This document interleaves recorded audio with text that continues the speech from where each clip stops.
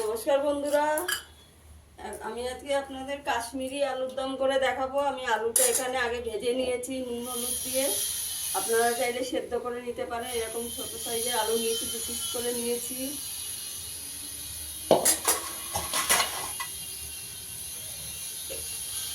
এখানে আমি টক দই ফেটিয়ে রেখেছি।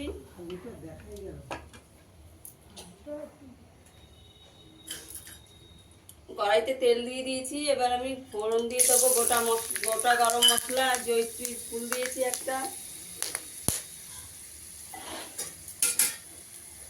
এবার আদা পেস্ট করে রেখেছি দিয়ে দেবো।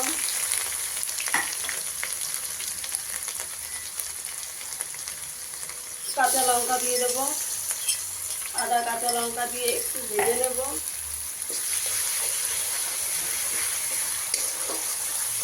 ভালো করে ভেজে নেব। এখানে আমি দিয়ে দেবো দইয়ের মধ্যে দিয়ে দেবো মৌরি গুঁড়ো দিয়ে দেবো। আমি এখানে 2 কেজি আলু নিয়েছি।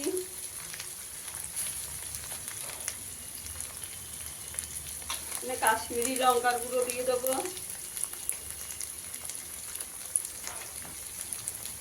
ভালো করে ফেটিয়ে নেব।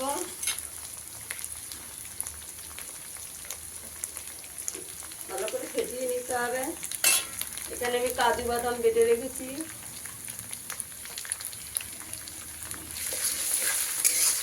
আপনারা চাইলে আলুটা সেদ্ধ করে নিতে পারেন, আমি ভেজে নিয়েছি।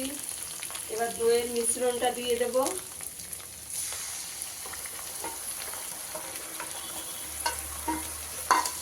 ভালো করে কষিয়ে নিতে হবে। এবার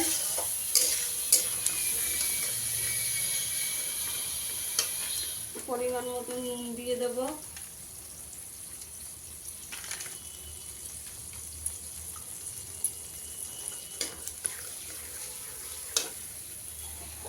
সামান্য একটু হলুদ দিয়ে দেবো, বেশি দেবো না।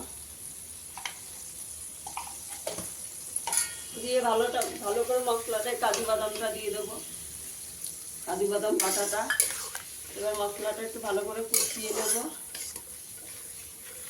মশলাটা কষা হয়ে গেছে। এবার আলুটা দিয়ে দেবো। আমি এর আগে আপনাদের সঙ্গে বাসন্তী পোলাও রেসিপি শেয়ার করেছি।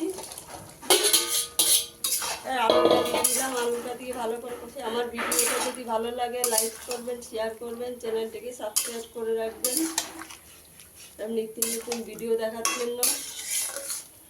এবার মশলাটা দিয়ে ভালো করে কষিয়ে নেব ঢাকা দিয়ে দিয়ে।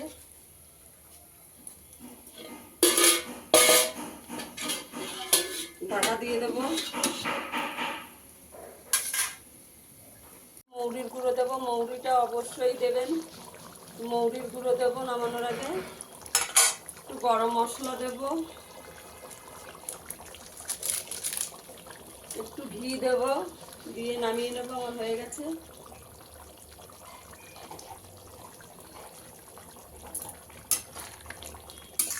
এবার আমি 10 মিনিট ঢাকা দিয়ে রাখবো, তারপরে সার্ভ করে দেখাচ্ছি। দেখুন বন্ধুরা, আমার আলুর দমটা হয়ে গেছে। এই যে সার্ভ করে দেখালাম। কেমন হয়েছে আমাকে কমেন্ট করে জানাবে।